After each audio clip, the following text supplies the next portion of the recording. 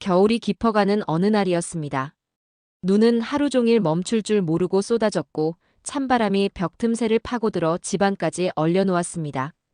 고장난 보일러는 다시는 돌아올 생각이 없는 듯했고 방 안은 바깥보다 더 추운 듯했어요. 저는 추위를 이기려고 온몸을 웅크린 채 이불 속에 누워 있었지만 한기가 뼛속까지 스며드는 걸 막을 수는 없었습니다. 이러다 얼어 죽겠구나. 이런 생각이 들자 가슴이 먹먹해졌어요. 혼자 이 차가운 집에서 생을 마감한다면 아무도 알아채지 못할지도 모른다는 두려움이 엄습했습니다.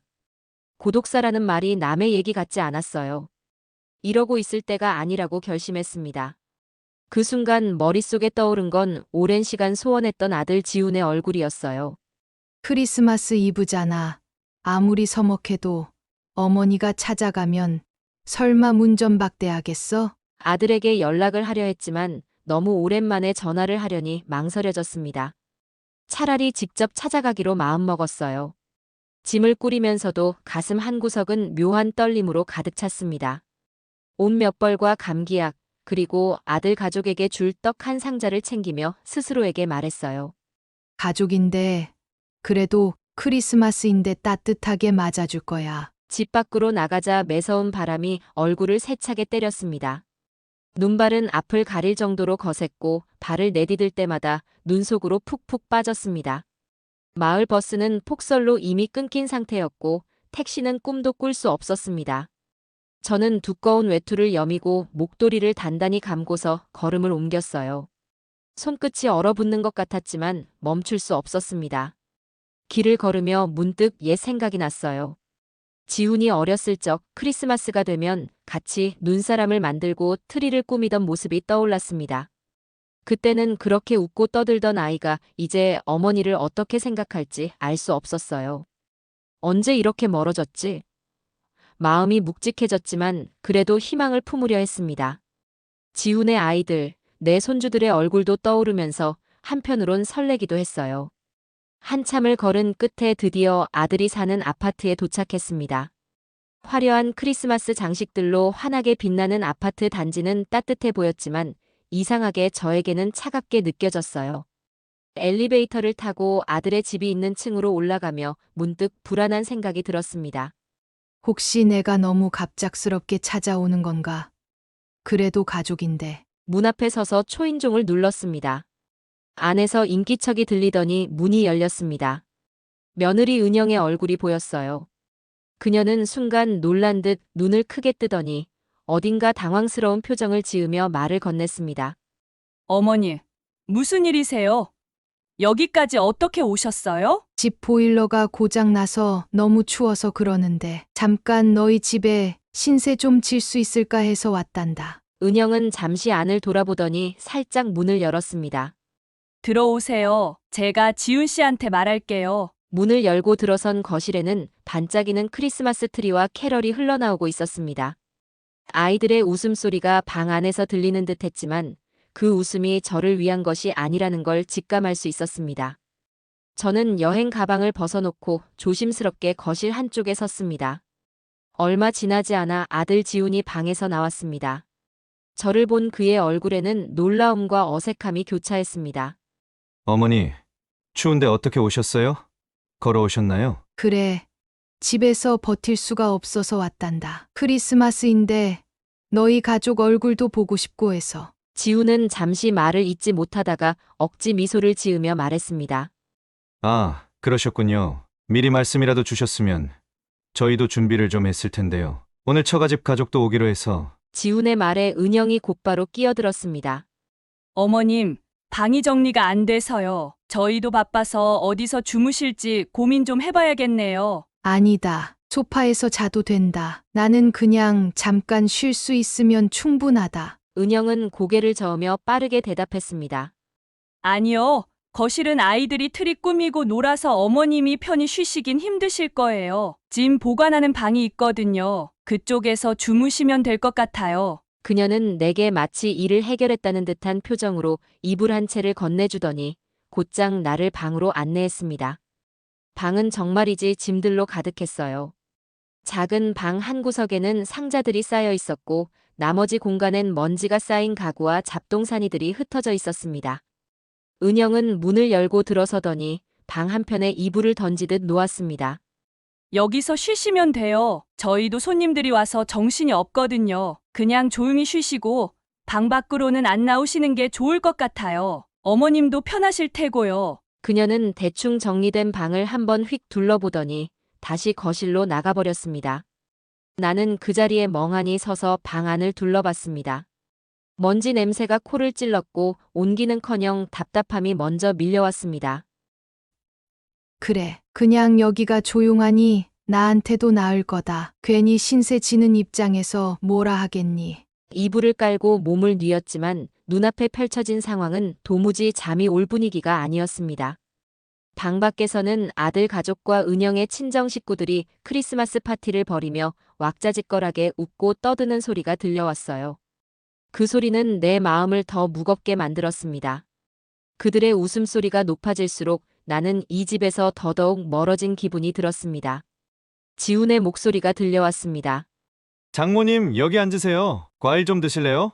민수야, 트리 밑에 선물 좀 확인해봐. 은영도 한껏 들뜬 목소리로 대답했습니다. 엄마? 이 쿠키 제가 직접 구운 거예요. 맛 좀 보세요. 나는 이불을 머리끝까지 끌어올렸습니다. 내가 이럴 바에야 집에서 그냥 얼어 죽는 게 나았겠구나. 이런 생각이 들 때마다 마음속에서 서글픔이 밀려왔습니다. 가족이란 무엇인지, 내가 잘못한 건지, 아니면 이들이 너무 매정한 건지 알 수 없었습니다. 시간이 흐를수록 마음속 상처는 더 깊어졌습니다.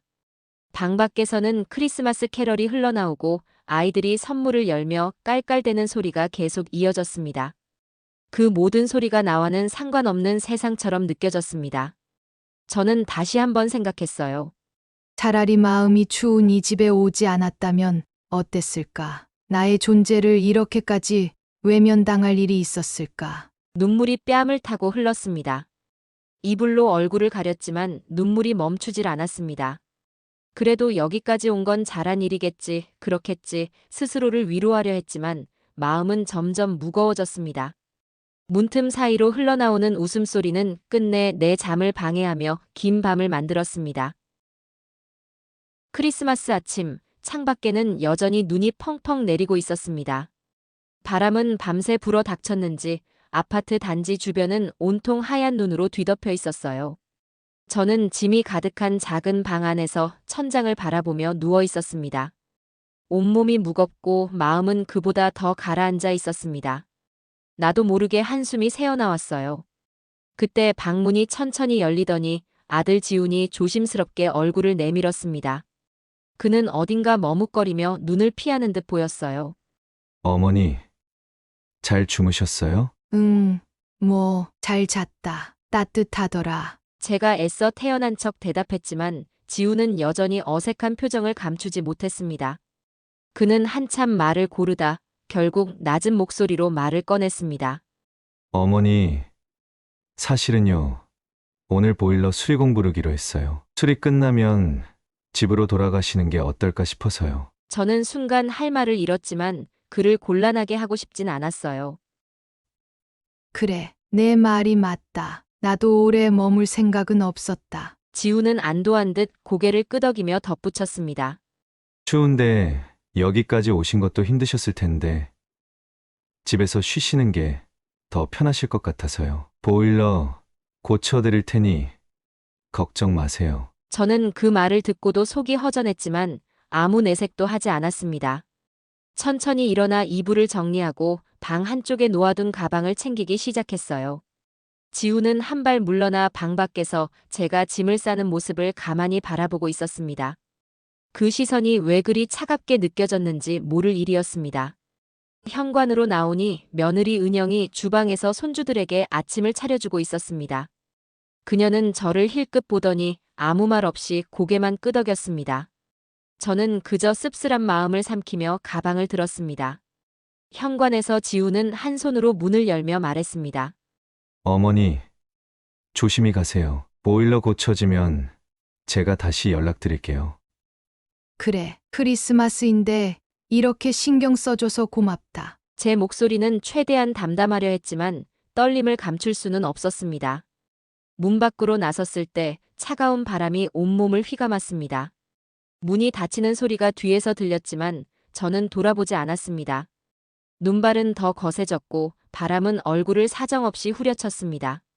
가방을 움켜쥔 손끝이 점점 얼어붙는 것 같았어요.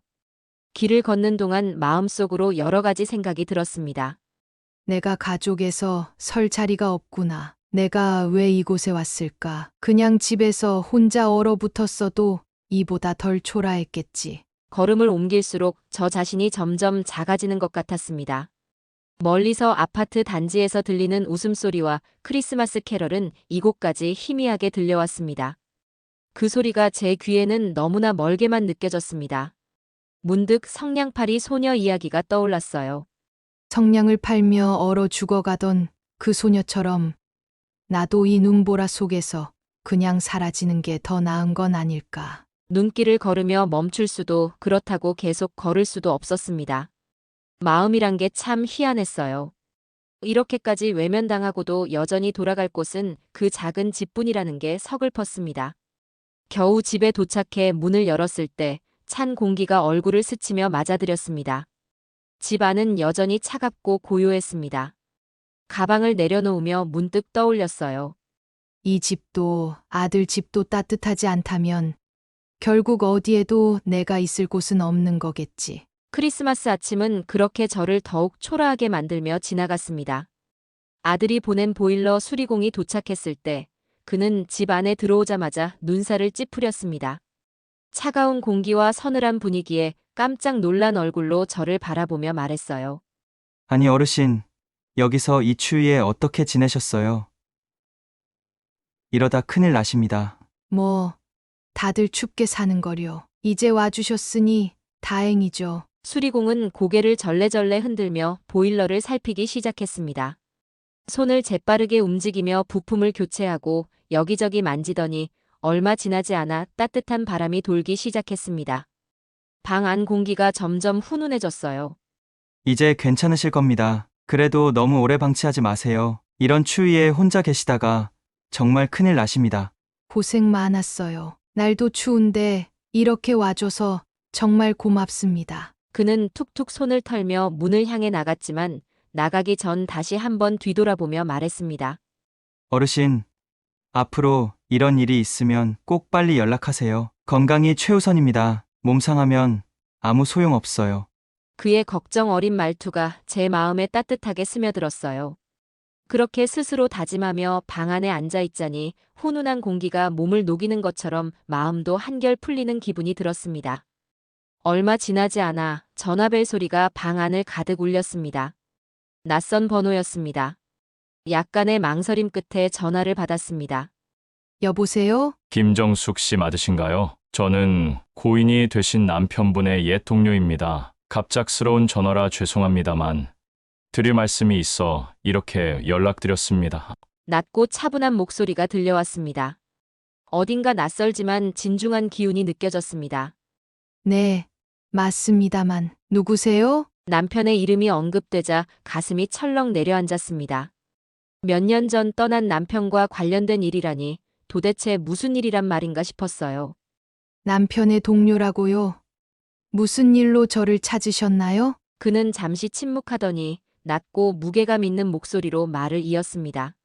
고인께서 돌아가시기 전 저에게 한 가지 부탁을 하셨습니다. 부인께 꼭 전해드려야 할 말씀이 있다고 하셨죠. 부인 댁에 중요한 물건이 하나 있을 겁니다. 상자입니다. 그 상자를 반드시 확인해 보셔야 한다고 하셨어요. 상자라니?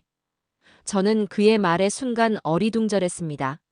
남편이 상자 같은 걸 남겼다는 얘기를 한 번도 들은 적이 없었어요. 기억을 더듬었지만 머릿속은 더욱 복잡해질 뿐이었습니다. 상자라니요.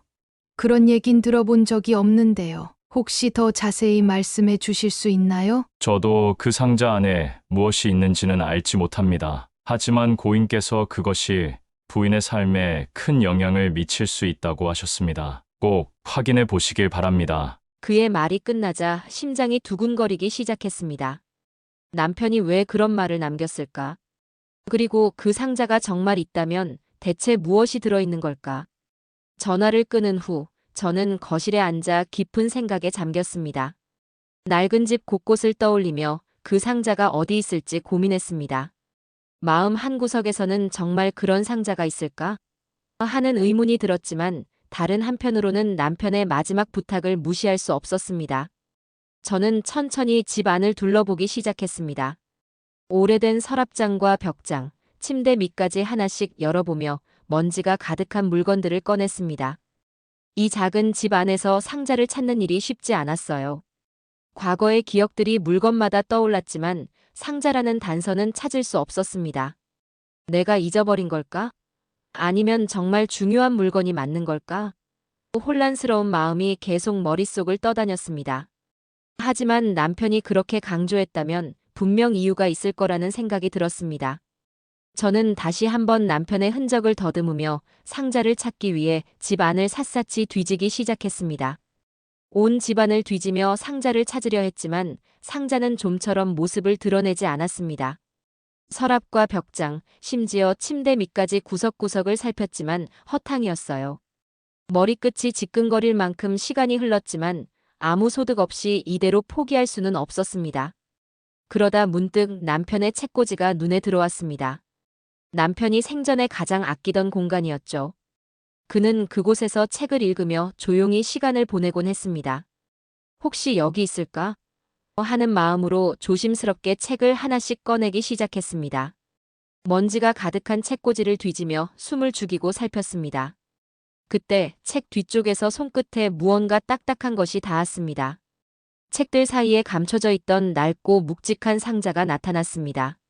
먼지로 덮인 상자를 꺼내며 손이 떨렸습니다. 이게 남편이 말한 상자인가? 상자를 조심스럽게 열었습니다. 그 안에는 한 장의 편지와 함께 투자 기록, 주식 증서 몇 개, 그리고 알 수 없는 문서가 들어 있었습니다. 가장 위에 놓인 편지를 손에 들고 떨리는 마음으로 읽기 시작했습니다. 은경아, 이 편지를 볼 때쯤 나는 이미 내 곁에 없겠지. 내가 떠난 후 너에게 모든 걸 맡기고 싶었다. 나는 내 투자에 확신을 갖고 있지만 이것을 발견했을 때 나의 투자가 어떤 결과를 맺었을지 나도 궁금하네. 내가 못다 한 일을 내가 이어주길 바란다. 짧은 글이었지만 남편의 마음이 고스란히 느껴졌습니다. 남편의 실패와 후회, 그리고 저에게 남긴 믿음까지 모두 담긴 듯 했습니다. 눈물이 나도 모르게 뺨을 타고 흘렀습니다. 못다한 일을 이어달라니 대체 무슨 일을 말하는 걸까? 상자 안의 나머지 내용을 살폈습니다. 투자 기록에는 남편이 과거 실패한 투자 내역과 함께 이후 비밀리에 진행한 사업의 흔적이 담겨 있었습니다. 주식 증서에는 한 번도 들어본 적 없는 회사의 이름이 적혀 있었어요. 문서를 자세히 읽어보니 남편이 투자한 회사는 상장되지 않은 스타트업 회사인 듯 했습니다. 처음 본 이름이고 남편이 운명하기 직전에는 사업 실패로 워낙 고전을 겪고 있었기 때문에 큰 기대를 하지는 않았습니다. 하지만 회사의 현재 가치를 바로 알 수 없었습니다. 혼자 끙끙 앓기엔 이 문제를 해결할 방법이 떠오르지 않아 결국 도움을 요청하기로 했습니다. 금융업계의 밝은 남동생이 생각났습니다. 그가 이런 상황에서 적절한 조언을 해줄 거라 믿었습니다. 전화를 걸자 남동생의 목소리가 들려왔습니다. 누나, 이 시간에 무슨 일이야? 목소리가 왜 그래? 뭔가 일이 있어? 일이랄 건 아니고 남편이 남긴 상자에서 주식 증서를 발견했는데 이 회사 이름이 낯설어서 말이야. 너한테 물어보면 뭔가 알 수 있을 것 같아서 전화했어. 주식 증서? 회사 이름 좀 불러봐. 저는 손에 들고 있던 증서를 확인하며 회사 이름을 전했습니다. 남동생은 잠시 말을 멈추고 신중한 목소리로 대답했습니다. 나도 처음 들어보는 이름인데 스타트업일 가능성이 큰데 내가 좀 더 찾아봐야 할 것 같아. 몇 시간만 시간 줘봐. 전화를 끊고 나니 초조한 마음이 밀려왔습니다. 상자 속의 내용물이 단순한 재산 이상의 의미를 지니고 있다는 생각이 점점 강해졌습니다. 못다 한 일이라는 말이 무엇을 뜻하는지 알기 위해서라도 이 회사에 대해 더 알아야만 했습니다. 몇 시간이 지나 남동생에게서 전화가 왔습니다. 그의 목소리는 흥분으로 가득 차 있었습니다. 누나, 이거 엄청난 회사야. 내가 찾아보니까 지금 완전 주목받는 기술 회사더라. 기술 회사. 대체 무슨 기술인데 그래? 이 회사가 최근 의료혁신 기술 개발에 성공했대. 병원에 가지 않아도 집에서 혈액 한 방울로 여러 질병을 진단할 수 있는 기술이야. 특히 암조기 진단에도 뛰어난 정확성을 보인대. 이게 상용화되면 의료업계가 완전히 뒤집힐 거래. 그게 정말 가능하다고? 그런데 아직 상장도 안 됐다며. 그럼 주식은 어떻게 되는 거야? 아직 비상장이긴 한데 이미 기업 가치가 수조 원대를 찍었대. 누나가 가진 주식 대충 계산해봤는데 수십억은 가뿐히 넘을 거야. 그의 말을 들으며 증서를 다시 바라보았습니다. 손끝이 떨리고 마음이 벅차올랐습니다. 남편이 실패를 딛고 일어서려던 마지막 발버둥이 이토록 큰 성공을 이룰 줄은 상상도 못했습니다. 그날 밤 저는 상자 안의 내용물을 가만히 바라보며 남편의 편지를 떠올렸습니다. 내가 못다 한 일을 내가 이어주길 바란다. 그의 마지막 부탁이 제게 얼마나 큰 책임감을 주는지 다시금 깨달았습니다.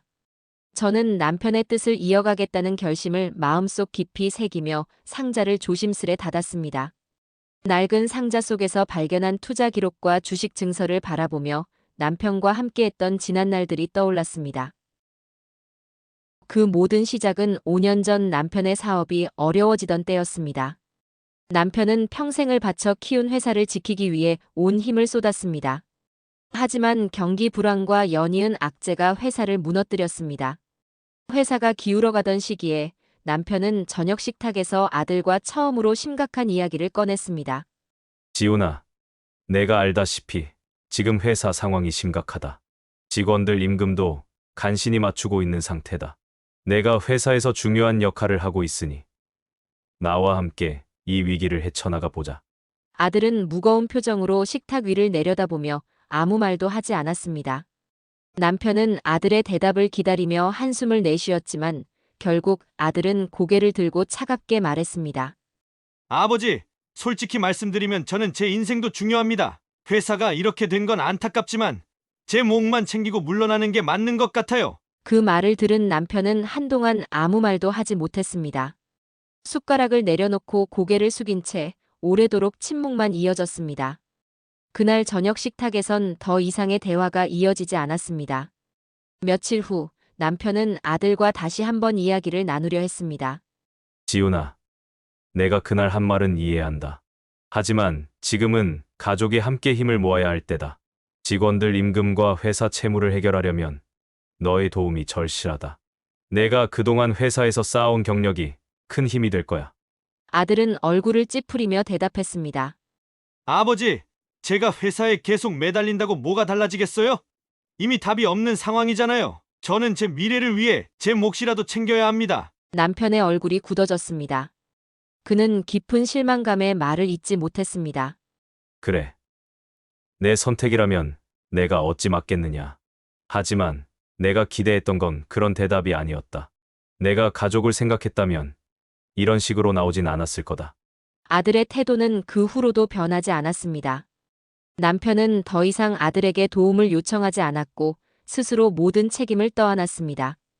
직원들의 임금과 퇴직금을 마련하기 위해 개인 자산을 모두 처분했습니다. 결국 남은 건 지금 우리가 살고 있는 이 작은 집 하나뿐이었습니다. 남편은 모든 것을 잃고도 자책하며 살았습니다. 사업을 정리한 후에도 직원들의 미래를 걱정했고 스스로를 탓하며 점점 쇠약해져 갔습니다. 남편의 건강은 눈에 띄게 나빠졌고 사업을 접은 후 1년도 지나지 않아 세상을 떠났습니다. 그가 떠난 후 아들은 그저 형식적으로 장례식에 참석했을 뿐이었습니다. 아들은 장례식장에서조차 냉정한 태도를 유지하며 아버지에 대한 미안함이나 슬픔을 전혀 내비치지 않았습니다. 그리고 지금 내가 발견한 상자 속 남편의 마지막 흔적은 또 다른 진실을 담고 있었습니다. 투자 실패로 모든 걸 잃은 남편은 포기하지 않고 새로운 희망을 찾고자 했던 것입니다. 비밀리에 진행한 투자로 그는 자신만의 길을 만들어 나갔고 그 결과는 상자 속 주식 증서로 남겨졌습니다. 하지만 아들은 이 사실을 전혀 모르고 있었습니다. 남편이 남긴 이 마지막 투자 결과는 단순한 재산이 아니었습니다. 그것은 남편이 가족을 향해 남긴 마지막 믿음이자 그의 노력과 열정이 남긴 유산이었습니다. 남편이 남긴 상자 속의 비밀을 알게 된 후 나는 고민 끝에 아들에게 기회를 주기로 결심했습니다. 남편이 평생을 바쳐 일군 사업의 마지막 흔적을 아들과 함께 이어가며 잃어버린 가족의 정을 되찾을 수 있기를 바랐습니다. 차가운 겨울 바람을 맞으며 아들의 집 앞에 도착했습니다. 초인종을 누르고 한참을 기다리자 문이 열렸습니다. 그러나 문 앞에 나타난 아들의 표정은 싸늘하기만 했습니다. 또 무슨 용건이세요? 그 말이 어찌나 차갑게 들리던지 가슴이 철렁 내려앉았습니다. 하지만 애써 미소를 지으며 조심스럽게 말을 꺼냈습니다. 지훈아, 엄마가 너랑 좀 중요한 얘기를 하고 싶어서 왔어. 잠깐 시간 좀 낼 수 있겠니? 아들은 문턱에 선 채 팔짱을 끼고 날카로운 시선으로 저를 바라보았습니다. 문을 활짝 열거나 들어오라는 말은커녕 여전히 현관 바닥에 고정된 듯한 태도였습니다. 중요한 얘기요? 또 보일러가 고장났나요? 이제 그런 것은 어머니 스스로 해결할 수 있는 건 아닌가요? 그 한마디에 마음이 무너지는 것 같았습니다. 하지만 여기까지 온 이상 물러설 수는 없었습니다. 한 걸음 다가가서 조심스레 말을 이었습니다. 아니다, 지훈아. 아버지가 남긴 사업에 대해 얘기하고 싶구나. 아버지가 평생을 바쳐 일군 일이니 내가 함께하면. 내 말이 끝나기도 전에 아들은 고개를 저으며 손을 들어 말을 끊었습니다. 아버지 얘기는 이제 그만하세요. 솔직히 말해서 집안 말아먹은 아버지 얘기는 듣고 싶지도 않아요. 지훈아, 내가 아버지를 그렇게 말할 수는. 그만하시라고요. 그런 얘기를 하시려면 그냥 돌아가세요. 저는 바빠요. 그의 말투는 더할 나위 없이 차가웠습니다. 아들이 문 안으로 저를 들이지도 않은 채 현관에서 이 모든 말을 주고받고 있다는 사실이 더 큰 상처로 다가왔습니다. 더 이상 말을 이어갈 수 없었습니다. 침묵 속에서 한숨을 내쉬며 마지막으로 말했습니다. 알겠다. 지훈아, 너도 바쁜데 갑자기 찾아와서 미안하다. 잘 지내라. 뒤돌아서는 제 뒷모습을 아들은 끝내 바라보지 않았습니다. 문이 닫히는 소리가 들렸지만 나는 한 번도 뒤돌아보지 않았습니다. 발걸음을 옮길 때마다 무언가 가슴속에서 부서져 내려가는 듯한 기분이 들었습니다. 차가운 바람을 맞으며 길을 걷는 동안 내 마음은 점점 단단해졌습니다. 지훈은 스스로 마지막 기회를 차버렸다. 남편이 남긴 이 유산은 절대 아들과 나누지 않을 것이다. 이건 아들의 몫이 아니다. 집으로 돌아와 상자를 다시 꺼내보았습니다. 남편이 남긴 편지와 투자 기록, 주식 증서를 보며 나는 다시 다짐했습니다. 남편의 뜻을 온전히 지키는 것은 내 몫이라고. 그리고 그 뜻은 남편이 사랑했던 가족을 이해하지 못한 아들에게는 허락될 수 없는 것이라고. 나는 상자의 뚜껑을 닫으며 조용히 중얼거렸습니다. 이건 남편의 희생과 열정이 담긴 유산이야. 내가 이걸 허투루 다룰 순 없어. 그날 밤 창문 너머로 찬 바람이 불어왔지만 내 결심은 흔들리지 않았습니다. 남편의 유산을 지키겠다는 약속과 함께 나는 스스로를 다독이며 잠들 준비를 했습니다. 아침 일찍 문득 문을 두드리는 소리가 들렸습니다. 누군가를 기다린 것도 아닌데 웬일인가 싶어 문을 열었습니다. 문 앞에는 단정한 차림의 중년 남자가 서 있었습니다. 낯설었지만 어딘가 익숙한 인상이 느껴졌습니다. 사모님, 안녕하세요. 나는 그의 정중한 인사에 당황하며 물었습니다. 안녕하세요. 혹시 누구신지? 저는 박석훈이라고 합니다. 고인 되신 사장님과 함께 일했던 동료입니다. 나는 그제야 남편이 종종 이야기하던 이름이 떠올랐습니다. 아, 석훈 씨. 남편이 자주 이야기했었어요. 들어오세요. 추우실 텐데. 감사합니다. 사모님, 직접 뵙고 말씀드리고 싶어서 찾아왔습니다. 거실로 안내한 뒤 따뜻한 차를 건넸습니다. 석훈은 감사 인사를 하며 차를 한 모금 마신 뒤 말을 꺼냈습니다. 사모님, 고인께서 평생을 바쳐 일군 사업이 얼마나 소중했는지 저는 잘 알고 있습니다. 함께 일했던 사람으로서 사장님이 보여주셨던 책임감과 열정을 가까이서 지켜봤으니까요. 나는 그의 말을 들으며 남편의 모습이 떠올라 잠시 말을 잇지 못했습니다. 남편이 얼마나 노력했는지 그걸 아셨다니 감사하네요. 사모님, 사실 제가 지금 있는 자리도 사장님 덕분입니다. 사장님께서 마지막으로 진행하셨던 사업에 저도 함께 투자했거든요. 그때는 실패를 딛고 다시 일어설 가능성을 믿고 동참했는데 다행히 큰 성공을 거둘 수 있었습니다. 지금의 저를 만든 건 다 사장님 덕분입니다. 그런 말씀을 들으니 마음이 참 복잡하네요. 남편이 얼마나 힘들어했는지 옆에서 보셨을 텐데 끝까지 노력했군요. 석훈은 잠시 고개를 끄덕이며 한숨을 내쉬었습니다. 그러다 진지한 표정으로 다시 입을 열었습니다.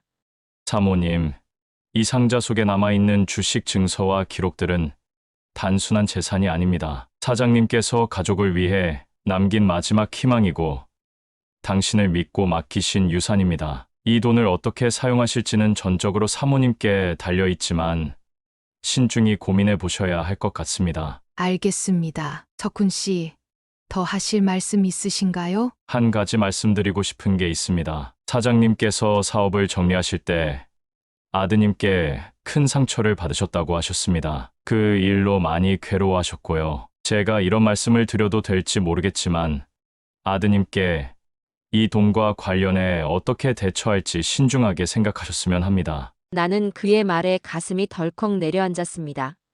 남편이 아들에게 받았던 상처를 떠올리니 마음이 무거워졌습니다.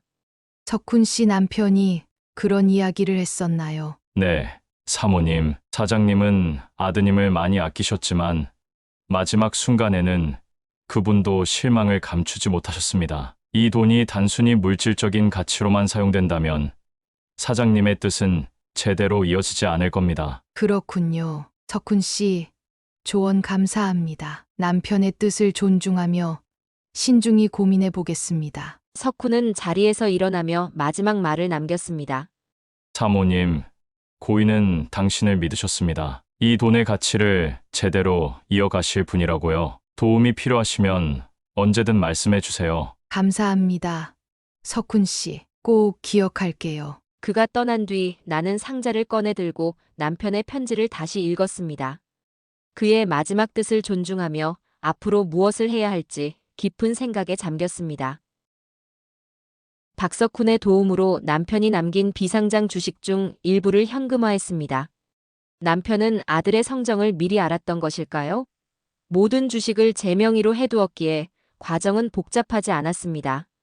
그 돈으로 나는 남편과 함께했던 이 작은 집을 새롭게 꾸미기로 했습니다. 남편이 그토록 애정했던 공간을 아늑하게 리모델링하며 그가 좋아했던 따뜻한 색감과 편안한 가구들로 채웠습니다.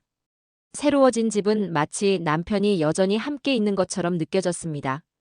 또한 이동의 편의를 위해 안전하고 편안한 고급 승용차도 한 대 장만했습니다. 사실 남편의 사업이 어려워지기 전까지 나는 운전을 즐기던 사람이었습니다.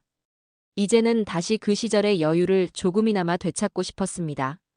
마트에 다녀오던 길, 고급 승용차를 주차하며 트렁크에서 물건을 꺼내던 중이었습니다. 갑자기 익숙한 목소리가 뒤에서 들려왔습니다. 엄마, 이 차가 뭐예요? 대체 무슨 돈으로 이런 걸 샀어요? 나는 그 말을 듣고 돌아보니 아들이 놀란 얼굴로 차를 훑어보며 서 있었습니다. 그 모습에 괜히 심장이 두근거렸지만 애써 태연한 척했습니다. 너는 몰라도 되는 일이야. 신경 쓰지 마라. 아들은 눈을 부릅뜨며 다시 묻기 시작했지만 나는 대답하지 않고 트렁크에서 물건을 들어올린 뒤 집으로 발걸음을 옮겼습니다. 엄마, 대체 어디서 난 돈이에요? 왜 저한테 말을 안 했어요? 나는 뒤를 돌아보지 않았습니다. 아들이 계속 묻는 소리가 들렸지만 아랑곳하지 않고 집으로 들어갔습니다. 그리고 문을 닫으며 생각했습니다. 이제 와서 뭘 알아보겠다고 저렇게 물어보는 거람. 그러나 그날 저녁 아들은 참지 못하고 득달같이 우리 집으로 찾아왔습니다. 초인종 소리가 요란하게 울렸고 문을 열자 아들은 이미 얼굴이 잔뜩 상기된 채 서 있었습니다. 엄마, 대체 무슨 일이에요? 왜 저한테 숨긴 게 이렇게 많아요? 나는 그를 집 안으로 들이지도 않고 문 앞에 세운 채로 말했습니다. 지훈아, 너는 왜 이렇게 갑자기 궁금한 게 많아졌니? 그동안 관심도 없더니 말이야. 엄마, 그런 얘기하지 말고 대답부터 해요. 무슨 돈으로 차를 사고 집을 이렇게 고쳤냐고요? 나는 그의 불같은 질문에 한숨을 내쉬며 차분히 대답했습니다. 내가 신경 쓸 일이 아니야. 내가 내 돈으로 산 거고 내가 내 삶을 정리한 거다. 이만 가라. 하지만 아들은 물러서지 않았습니다. 엄마, 이건 저한테도 알 권리가 있는 일이에요. 아버지가 남긴 돈이면 저도 알아야 할 거 아니에요. 그 말에 나는 참아왔던 분노가 치밀어 올랐습니다. 문을 열고 그를 쏘아보며 목소리를 높였습니다. 내가 무슨 알 권리를 운운하니? 내가 그때 나한테 어떻게 했는지 벌써 잊었니? 너희 집에서 나를 어떻게 대했는지도 잊었니? 아들은 당황한 듯 말을 잇지 못했습니다. 나는 그를 향해 단호하게 말을 이었습니다. 아버지가 남긴 돈이라면 내가 그 돈을 받을 자격이 있다고 생각하니? 내가 아버지한테 했던 행동들, 그리고 나를 문 밖으로 내몰던 그 태도가 다 사라지기라도 했냐? 그건 그때 상황이 그랬던 거지. 지금은 다르잖아요. 아니야. 내가 보여준 건 변하지 않았어. 내가 이런 돈을 너 같은 사람한테 맡기면 아버지가 이걸 어떻게 생각하실지 뻔히 보인다. 너는 그냥 돌아가. 아들은 한동안 말을 잇지 못한 채 문 앞에 서 있었습니다. 그러다 이내 불만 가득한 얼굴로 마지막 말을 내뱉었습니다. 그렇게까지 하실 필요는 없잖아요. 제가 가족인데 이렇게 저를 무시하시다니. 나는 차갑게 대답했습니다. 무시한 게 아니라 내가 스스로 기회를 버린 거야. 그리고 이제 와서 돌아와도 소용없다. 나가라. 그는 더 이상 할 말을 찾지 못한 채 문을 나섰습니다. 그의 뒷모습을 보며 가슴이 먹먹했지만 마음 한편은 단단해졌습니다. 새로 꾸민 집, 그리고 내 삶의 변화는 남편의 마지막 희망과 사랑을 이어가는 나만의 방식이었습니다. 아들에게 다시 마음을 열 수 있는 날이 올지 모르겠지만 지금은 나의 선택이 옳다고 믿을 수밖에 없었습니다. 남편이 남긴 유산을 어떻게 사용할지 고민이 깊어졌습니다. 단순히 나만의 안락함을 위해 쓸 수는 없다는 생각이 점점 강해졌습니다. 답답한 마음에 오랜만에 남동생을 만나기로 했습니다. 남동생은 바쁜 와중에도 어려운 이웃을 돕는 일이라면 기꺼이 시간을 내는 사람이었습니다.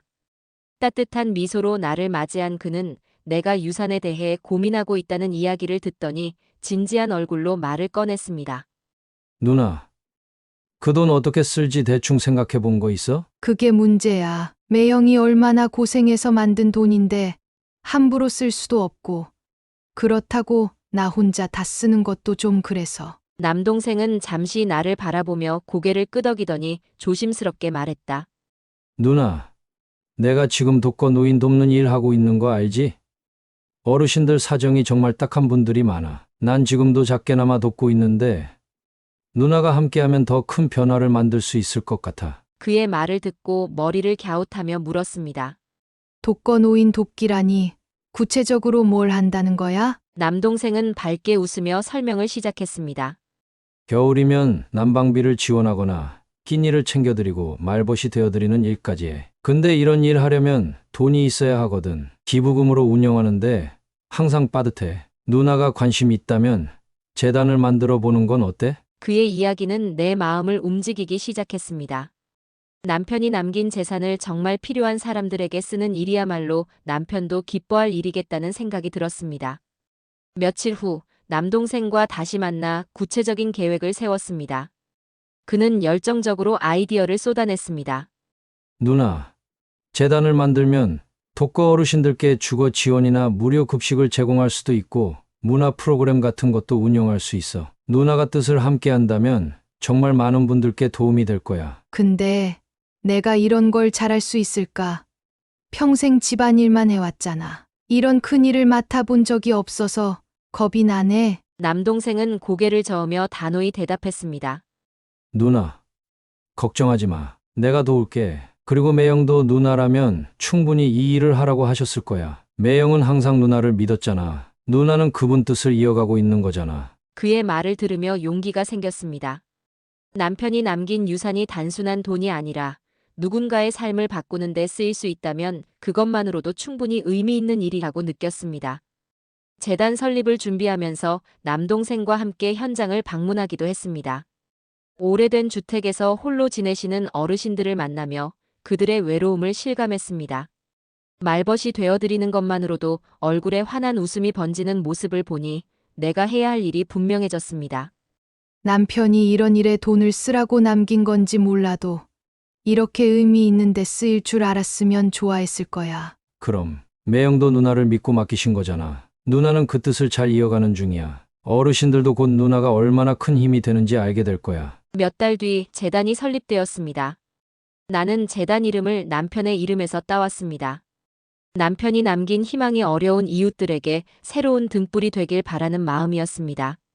재단이 운영을 시작하자 지역 곳곳에서 도움을 받는 어르신들이 생겼습니다.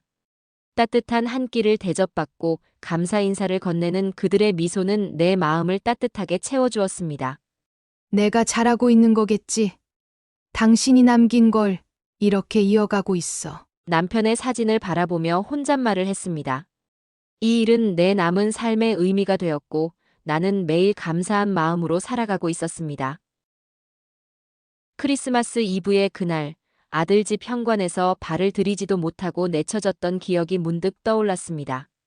추위보다 더 서늘했던 외로움, 그리고 그 서러움 속에서 떨었던 내 몸이 아직도 기억 속에 생생합니다. 하지만 그날의 고통은 나를 새로운 길로 이끌었습니다.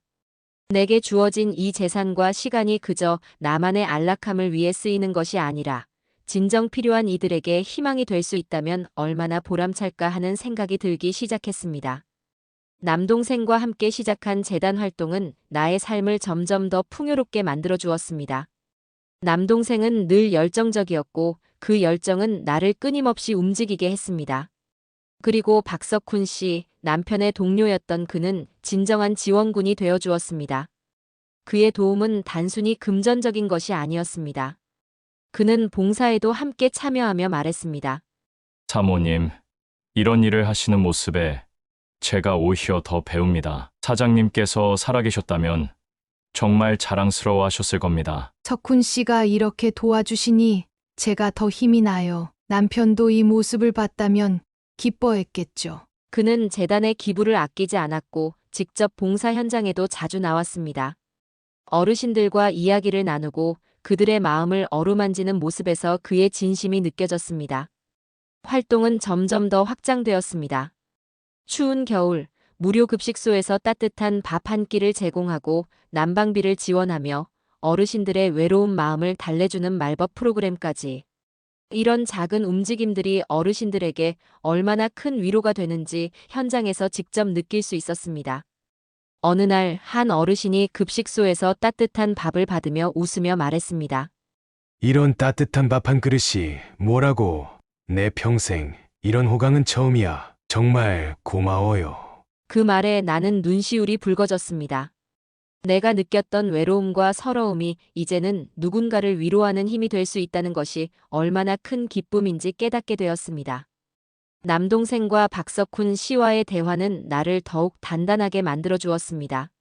누나, 우리가 시작한 이 일이 이렇게까지 커질 줄은 몰랐지? 매형이 남긴 유산이 정말 많은 사람들의 삶을 바꾸고 있어. 그러게. 처음엔 나 혼자 어떻게 살아야 하나 싶어서 시작했는데 이제는 이 일이 내 삶의 전부가 됐어.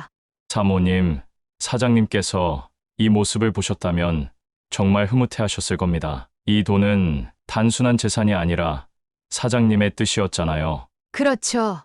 남편이 남긴 걸 이렇게 의미 있는 데 쓸 수 있다니 저도 참 감사한 마음이에요. 남동생은 미소를 지으며 말했다.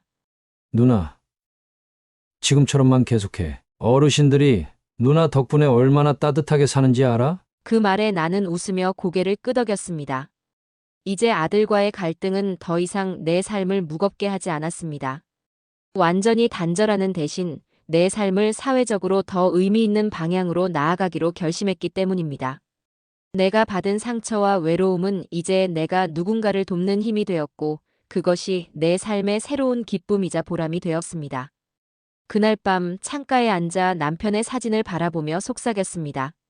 여보, 내가 잘하고 있는 거겠지? 당신이 남긴 뜻을 이렇게 이어가고 있어.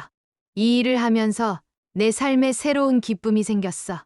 눈물이 고였지만 이번엔 슬픔이 아닌 따뜻한 기쁨의 눈물이었습니다. 이제 내 삶은 아픔이 아닌 희망으로 가득 찼습니다. 남편과 함께 걸어가는 이 새로운 길이 내 삶의 의미를 새롭게 채우고 있었습니다. 재단 설립 소식이 알려지면서 뜻밖의 사람들이 나를 찾아오기 시작했습니다. 그 중에는 전혀 예상하지 못했던 아들 지훈도 있었습니다. 그는 어느 날 갑자기 나를 찾아왔습니다. 현관문 앞에서 그의 낯익은 얼굴이 보였을 때 나는 마음 한켠이 흔들렸습니다.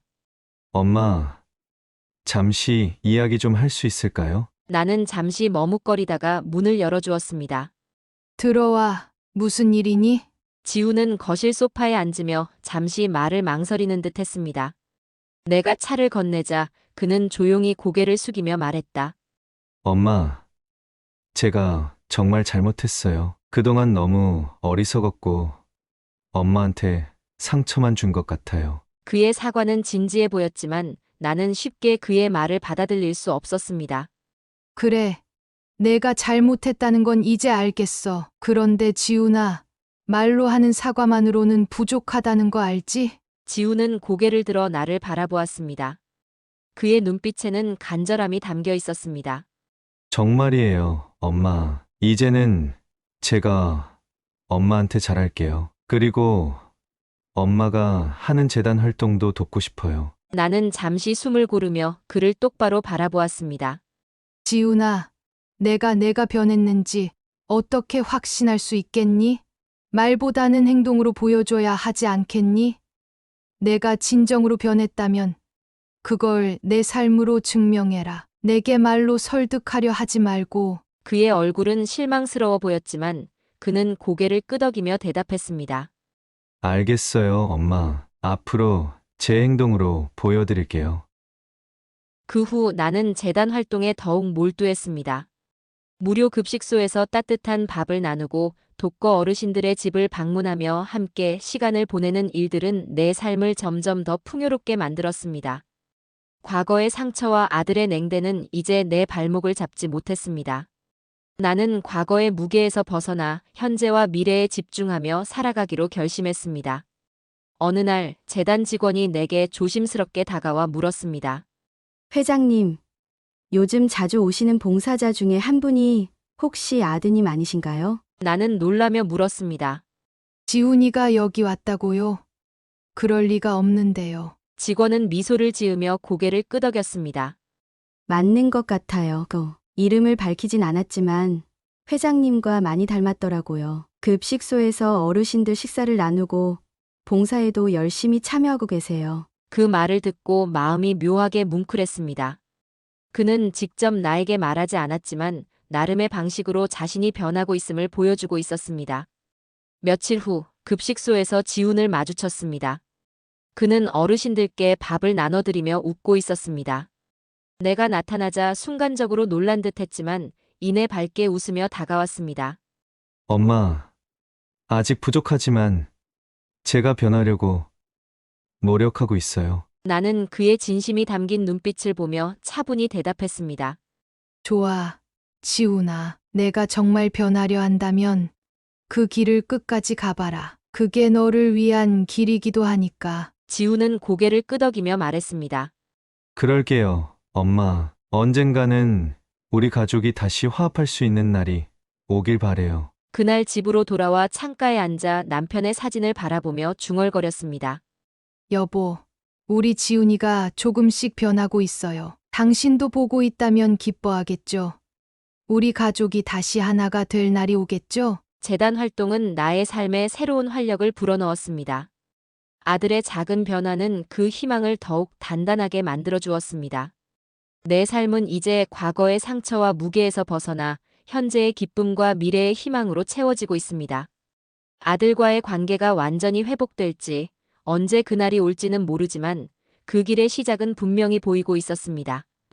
누군가 내게 물었습니다. 어떻게 그렇게 큰 변화를 이루셨나요? 나는 미소를 지으며 대답했습니다. 작은 마음 하나였죠. 내가 받은 외로움을 누군가의 따뜻함으로 바꾸겠다는 마음이요. 그것이 내 삶을 다시 밝게 만들어 주었습니다. 이제는 내가 받은 사랑과 온정을 나누는 삶을 살아가며 언젠가 우리 가족이 다시 하나가 되는 날을 기다립니다. 이 길의 끝에는 분명히 더 큰 행복이 있을 거라 믿으면서 말입니다. 혹시 댓글로 여러분의 생각을 남겨주신다면 저에게도 큰 위로가 될 것 같아요. 아직 구독을 누르지 않으신 독자님들, 이제 그만 고민하시고 구독을 눌러주세요. 다음에 더 좋은 영상으로 감동과 만족을 안겨드릴게요. 저의 이야기에 함께 공감해 주셔서 정말 감사합니다.